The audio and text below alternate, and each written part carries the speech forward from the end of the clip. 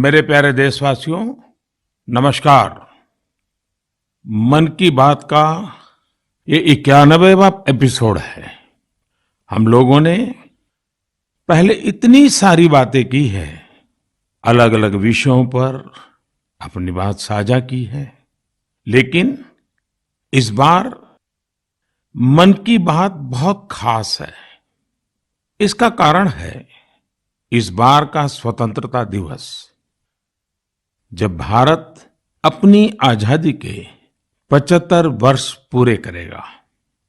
हम सभी बहुत अद्भुत और ऐतिहासिक पल के गवाह बनने जा रहे हैं। ईश्वर ने ये हमें बहुत बड़ा सौभाग्य दिया है। आप भी सोचिए, अगर हम गुलामी के दौर में पैदा हुए होते तो इस दिन की कल्पना हमारे लिए कैसी होती। गुलामी से मुक्ति की वो तड़प, पराधीनता की बेड़ियों से आजादी की वो बेचैनी कितनी बड़ी रही होगी। वो दिन जब हम हर दिन लाखों लाख देशवासियों को आजादी के लिए लड़ते, जूझते, बलिदान देते देख रहे होते। जब हम हर सुबह इस सपने के साथ जग रहे होते कि मेरा हिंदुस्तान कब आजाद होगा, और हो सकता है हमारे जीवन में वो भी दिन आता जब वंदे मातरम और भारत माँ की जय बोलते हुए हम आने वाली पीढ़ियों के लिए अपना जीवन समर्पित कर देते, जवानी खपा देते। साथियों, 31 जुलाई यानी आज ही के दिन हम सभी देशवासी शहीद उधम सिंह जी की शहादत को नमन करते हैं। मैं से अन्य सभी महान क्रांतिकारियों को अपनी विनम्र श्रद्धांजलि अर्पित करता हूं, जिन्होंने देश के लिए अपना सर्वस्व न्योछावर कर दिया।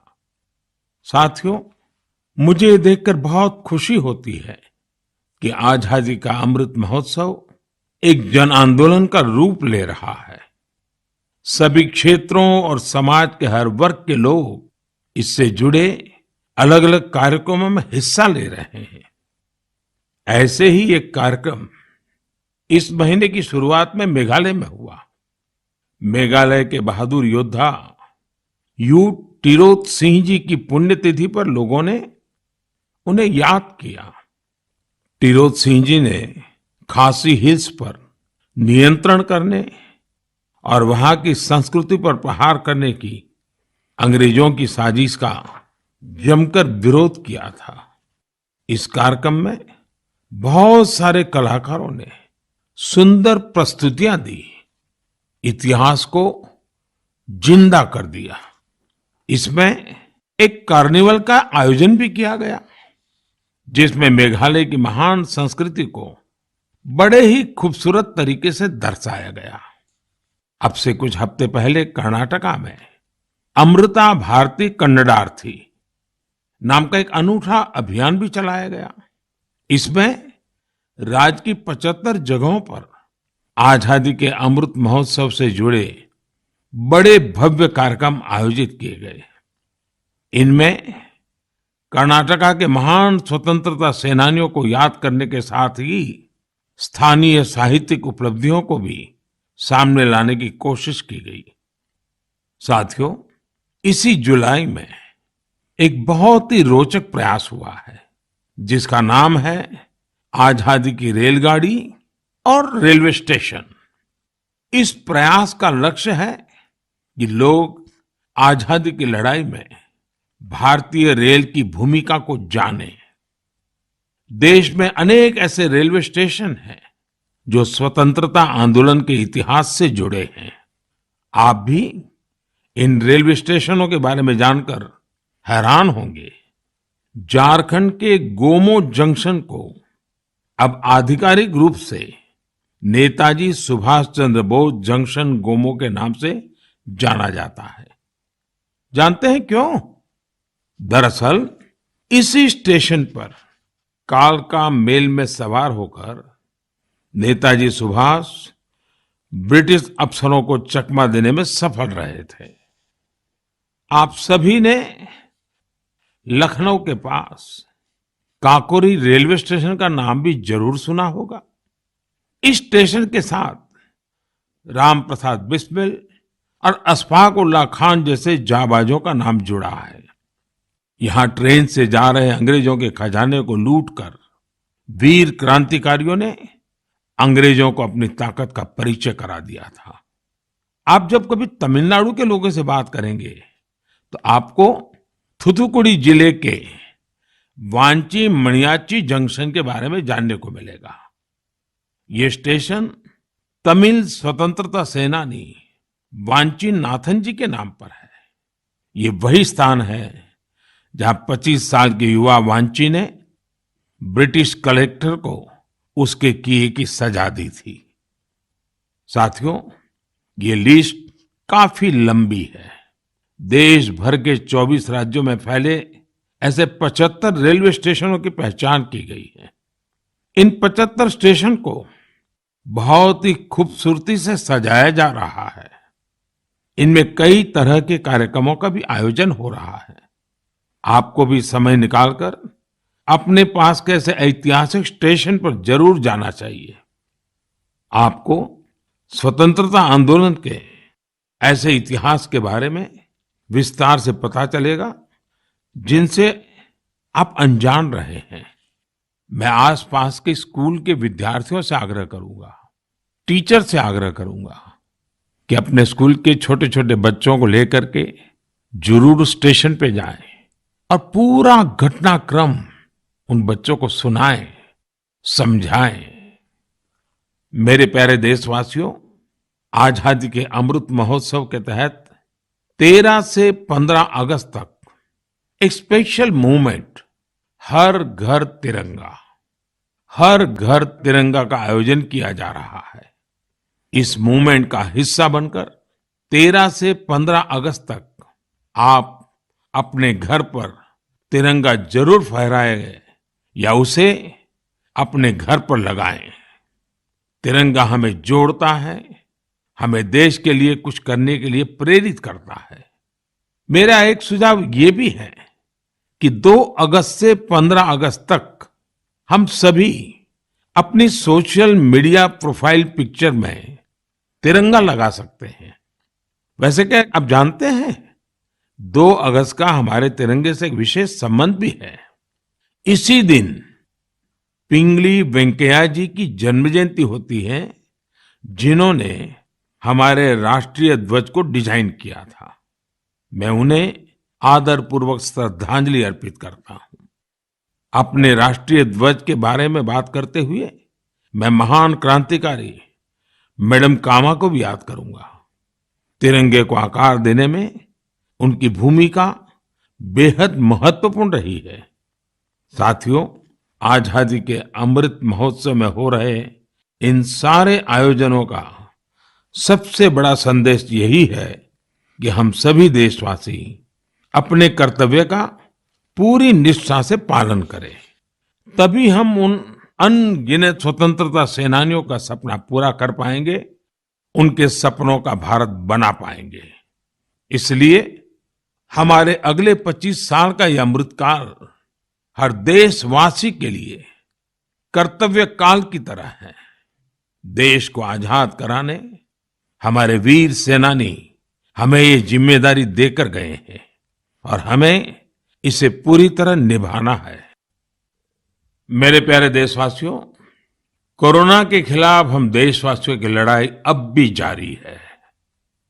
पूरी दुनिया आज भी जूझ रही है। होलिस्टिक हेल्थ केयर में लोगों की बढ़ती रुचि ने इसमें सभी की बहुत मदद की है। हम सभी जानते हैं कि इसमें भारतीय पारंपरिक पद्धतियां कितनी उपयोगी हैं।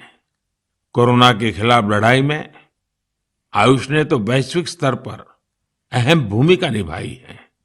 दुनिया भर में आयुर्वेद और भारतीय औषधियों के प्रति आकर्षण बढ़ रहा है। ये एक बड़ी वजह है कि आयुष एक्सपोर्ट में रिकॉर्ड तेजी आई है और ये भी बहुत सुखद है कि इस क्षेत्र में कई नए स्टार्टअप्स भी सामने आ रहे हैं। हाल ही में एक ग्लोबल आयुष इन्वेस्टमेंट और इनोवेशन समिट हुई थी। आप जानकर हैरान होंगे कि इसमें करीब 10,000 करोड़ रुपए के इन्वेस्टमेंट प्रपोजल्स मिले हैं। एक और बड़ी अहम बात ये हुई है कि कोरोना काल में औषधीय पौधों पर रिसर्च में भी बहुत वृद्धि हुई है। इस बारे में बहुत सी रिसर्च स्टडीज पब्लिश हो रही हैं। निश्चित रूप से एक अच्छी शुरुआत है। साथियों, देश में विभिन्न प्रकार के औषधीय पौधों और जड़ी बूटियों को लेकर एक और बेहतरीन प्रयास हुआ है। अभी-अभी जुलाई महीने में इंडियन वर्चुअल हर्बेरियम को लॉन्च किया गया। यह इस बात का भी उदाहरण है कि कैसे हम डिजिटल वर्ल्ड का इस्तेमाल अपनी जड़ों से जुड़ने में कर सकते हैं। Indian virtual herbarium preserve plants या प्लांट पार्ट्स की डिजिटल इमेजेस का एक रोचक संग्रह है, जो कि वेब पर फ्रीली अवेलेबल है। इस वर्चुअल हर्बेरियम पर अभी लाख से अधिक स्पेसिमेंस और उनसे जुड़ी साइंटिफिक इंफॉर्मेशन उपलब्ध है। वर्चुअल हर्बेरियम में भारत की बॉटनिकल डाइवर्सिटी की समृद्ध तस्वीर भी दिखाई देती है। मुझे विश्वास है इंडियन वर्चुअल हर्बेरियम भारतीय वनस्पतियों पर रिसर्च के लिए एक इम्पोर्टेंट रिसोर्स बनेगा।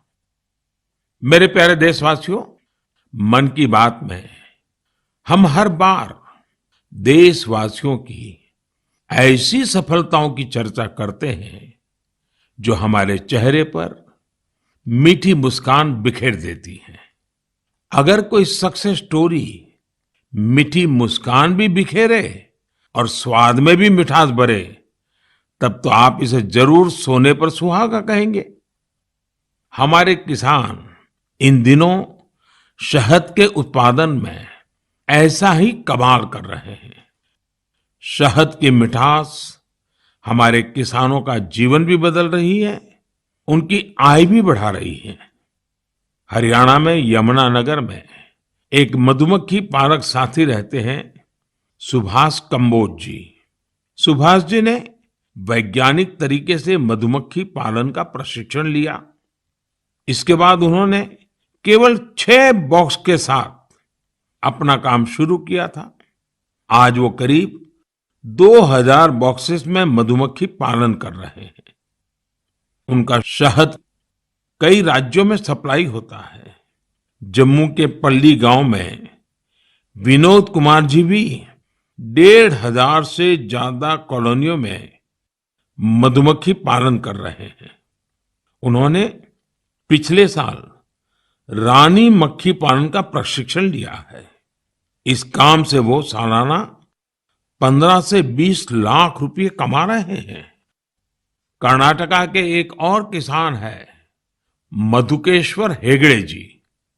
मधुकेश्वर जी ने बताया कि उन्होंने भारत सरकार से 50 मधुमक्खी कॉलोनियों के लिए सब्सिडी ली थी।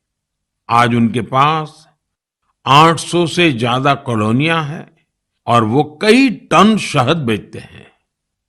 उन्होंने अपने काम में इनोवेशन किया और वो जामुन शहद, तुलसी शहद, आंवला शहद जैसे वानस्पतिक शहद भी बना रहे हैं। मधुकेश्वर जी, मधु उत्पादन में आपके इनोवेशन और सफलता आपके नाम को भी सार्थक करती है। साथियों, आप सब जानते हैं कि शहद को हमारे पारंपरिक स्वास्थ्य विज्ञान में कितना महत्व दिया गया है। आयुर्वेद ग्रंथों में तो शहद को अमृत बताया गया है। शहद न केवल हमें स्वाद देता है, बल्कि आरोग्य भी देता है। शहद उत्पादन में आज इतनी अधिक संभावनाएं हैं कि प्रोफेशनल पढ़ाई करने वाले युवा भी इसे अपना स्वरोजगार बना रहे हैं। ऐसे ही एक युवा है यूपी में गोरखपुर के निमित सिंह। निमित जी ने बीटेक किया है। उनके पिता भी डॉक्टर हैं, लेकिन पढ़ाई के बाद नौकरी की जगह निमित जी ने स्वरोजगार का फैसला लिया। उन्होंने शहद उत्पादन का काम शुरू किया। क्वालिटी चेक के लिए लखनऊ में अपनी एक लैब भी बनवाई। निमित जी अब शहद और बी वैक्स से अच्छी कमाई कर रहे हैं और अलग अलग राज्यों में जाकर किसानों को प्रशिक्षित भी कर रहे हैं। ऐसे युवाओं की मेहनत से ही आज देश इतना बड़ा शहद उत्पादक बन रहा है। आपको जानकर खुशी होगी कि देश से शहद का निर्यात भी बढ़ गया है। देश ने national bee keeping and honey mission जैसे अभियान चलाए। किसानों ने पूरा परिश्रम किया और हमारे शहद की मिठास दुनिया तक पहुंचने लगी। अभी इस क्षेत्र में और भी बड़ी संभावनाएं मौजूद है। मैं चाहूंगा कि हमारे युवा इन अवसरों से जुड़कर उनका लाभ लें और नई संभावनाओं को साकार करें। मेरे प्यारे देशवासियों, मुझे हिमाचल प्रदेश से मन की बात के एक श्रोता श्रीमान आशीष बहल जी का एक पत्र मिला है। उन्होंने अपने पत्र में चंबा के मिंजर मेले का जिक्र किया है। दरअसल मिंजर मक्के के फूलों को कहते हैं। जब मक्के में मिंजर आते हैं तो मिंजर मेला भी मनाया जाता है और इस मेले में देश भर के पर्यटक दूर दूर से हिस्सा लेने के लिए आते हैं। संयोग से मिंजर मेला इस समय चल भी रहा है। आप अगर हिमाचल घूमने गए हुए हैं तो इस मेले को देखने चंबा जा सकते हैं। चंबा तो इतना खूबसूरत है कि यहाँ के लोक गीतों में बार बार कहा जाता है, चंबे एक दिन ओना कने महीना रहना। यानी जो लोग एक दिन के लिए चंबा आते हैं वे इसकी खूबसूरती देखकर महीने भर यहां रह जाते हैं। साथियों, हमारे देश में मेलों का भी बड़ा सांस्कृतिक महत्व रहा है। मेले जन मन दोनों को जोड़ते हैं। हिमाचल में वर्षा के बाद जब खरीफ की फसलें पकती हैं, तब सितंबर में शिमला, मंडी, कुल्लू और सोलन में सैरी या सैर भी मनाया जाता है। सितंबर में ही जागरा भी आने वाला है।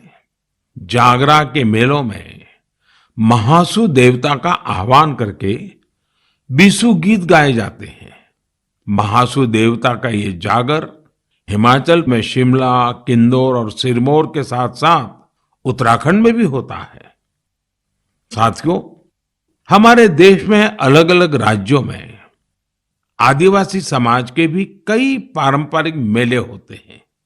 इनमें से कुछ मेले आदिवासी संस्कृति से जुड़े हैं तो कुछ का आयोजन आदिवासी इतिहास और विरासत से जुड़ा है। जैसे कि आपको अगर मौका मिले तो तेलंगाना के मेडारम का 4 दिवसीय समक्का सरलम्मा जात्रा मेला देखने जरूर जाइए। इस मेले को तेलंगाना का महाकुंभ कहा जाता है। सरलम्मा जात्रा मेला 2 आदिवासी महिला नायिकाओं समक्का और सरलम्मा के सम्मान में मनाया जाता है। ये तेलंगाना ही नहीं बल्कि छत्तीसगढ़, महाराष्ट्र और आंध्र प्रदेश के कोया आदिवासी समुदाय के लिए आस्था का बड़ा केंद्र है। आंध्र प्रदेश में मारीदम्मा का मेला भी आदिवासी समाज की मान्यताओं से जुड़ा बड़ा मेला है। मारीदम्मा मेला ज्येष्ठ अमावस्या से आषाढ़ अमावस्या तक चलता है और यहाँ का आदिवासी समाज इसे शक्ति उपासना के साथ जोड़ता है। यहीं पूर्वी गोदावरी के पेद्दापुरम में मरिदम्मा मंदिर भी है। इसी तरह राजस्थान में गरासिया जनजाति के लोग वैशाख शुक्ल चतुर्दशी को सियावा का मेला या मनखारो मेला का आयोजन करते हैं। छत्तीसगढ़ में बस्तर के नारायणपुर का मावली मेला भी बहुत खास होता है। पास ही मध्य प्रदेश का भगोरिया मेला भी खूब प्रसिद्ध है। कहते हैं कि भगोरिया मेले की शुरुआत राजा भोज के समय में हुई है। तब भील राजा कासूमरा और बालून ने अपनी अपनी राजधानी में पहली बार ये आयोजन किए थे। तब से आज तक ये मेले उतने ही उत्साह से मनाए जा रहे हैं। इसी तरह गुजरात में तरणेतर और माधवपुर जैसे कई मेले बहुत मशहूर है। मेले अपने आप में हमारे समाज जीवन की ऊर्जा का बहुत बड़ा स्रोत होते हैं। आपके आसपास भी ऐसे ही कई मेले होते होंगे। आधुनिक समय में समाज की पुरानी कड़ियां एक भारत श्रेष्ठ भारत की भावना को मजबूत करने के लिए बहुत जरूरी है। हमारे युवाओं को इनसे जरूर जुड़ना चाहिए। और आप जब भी ऐसे मेलों में जाएं, वहां की तस्वीरें सोशल मीडिया पर भी शेयर करें। आप चाहें तो किसी खास हैशटैग का भी इस्तेमाल कर सकते हैं। इससे उन मेलों के बारे में दूसरे लोग भी जानेंगे। आप कल्चर मिनिस्ट्री की वेबसाइट पर भी तस्वीरें अपलोड कर सकते हैं। अगले कुछ दिन में कल्चर मिनिस्ट्री एक कंपटीशन भी शुरू करने जा रही है, जहां मेलों की सबसे अच्छी तस्वीरें भेजने वालों को इनाम भी दिया जाएगा। तो फिर देर नहीं कीजिए, मेलों में घूमिए, उनकी तस्वीरें साझा करिए और हो सकता है आपको इसका इनाम भी मिल जाए। मेरे प्यारे देशवासियों, आपको ध्यान होगा मन की बात के एक एपिसोड में मैंने कहा था कि भारत के पास टॉयज एक्सपोर्ट्स में पावर हाउस बनने की पूरी क्षमता है। मैंने स्पोर्ट्स और गेम्स में भारत की समृद्ध विरासत की खास तौर पर चर्चा की थी। भारत के स्थानीय खिलौने परंपरा और प्रकृति दोनों के अनुरूप होते हैं, इको फ्रेंडली होते हैं। मैं आज आपके साथ भारतीय खिलौनों की सफलता को शेयर करना चाहता हूं। हमारे यंगस्टर्स, स्टार्टअप्स और एंटरप्रेन्योर्स के बूते हमारी टॉय इंडस्ट्री ने जो कर दिखाया है, जो सफलताएं हासिल की है, उसकी किसी ने कल्पना भी नहीं की होगी। आज जब भारतीय खिलौनों की बात होती है तो हर तरफ वोकल फॉर लोकल की ही गूंज सुनाई दे रही है। आपको ये जानकर भी अच्छा लगेगा कि भारत में अब विदेश से आने वाले खिलौनों की संख्या लगातार कम हो रही है। पहले जहां 3,000 करोड़ रुपए से ज्यादा के खिलौने बाहर से आते थे, वहीं अब इनका आयात 70% तक घट गया है। और खुशी की बात ये कि इसी दौरान भारत ने 2,600 करोड़ रुपए से अधिक के खिलौनों को विदेशों में निर्यात किया है, जबकि पहले 300-400 करोड़ रुपए के खिलौने ही भारत से बाहर जाते थे। और आप तो जानते ही हैं कि ये सब कोरोना काल में हुआ है। भारत के टॉय सेक्टर ने खुद को ट्रांसफॉर्म करके दिखा दिया है। इंडियन मैन्युफैक्चरर्स अब इंडियन माइथोलॉजी, हिस्ट्री और कल्चर पर आधारित खिलौने बना रहे हैं। देश में जगह जगह खिलौने के जो क्लस्टर्स हैं, खिलौने बनाने वाले जो छोटे छोटे उद्यमी हैं, उन्हें इसका बहुत लाभ हो रहा है। इन छोटे उद्यमियों के बनाए खिलौने अब दुनिया भर में जा रहे हैं। भारत के खिलौना निर्माता विश्व के प्रमुख ग्लोबल टॉय ब्रांड्स के साथ मिलकर भी काम कर रहे हैं। मुझे ये भी बड़ा अच्छा लगा कि हमारा स्टार्टअप सेक्टर भी खिलौनों की दुनिया पर पूरा ध्यान दे रहा है। वे इस क्षेत्र में कई मजेदार चीजें भी कर रहे हैं। बेंगलुरु में शूमी टॉय नाम का स्टार्टअप इको फ्रेंडली खिलौनों पर फोकस कर रहा है। गुजरात में आर्किड जू company AR based flash cards और एआर बेस्ड स्टोरी बुक्स बना रही है। पुणे की कंपनी फनवेंशन लर्निंग खिलौने और एक्टिविटी पजल्स के जरिए साइंस, टेक्नोलॉजी और मैथ्स में बच्चों की दिलचस्पी बढ़ाने में जुटी है।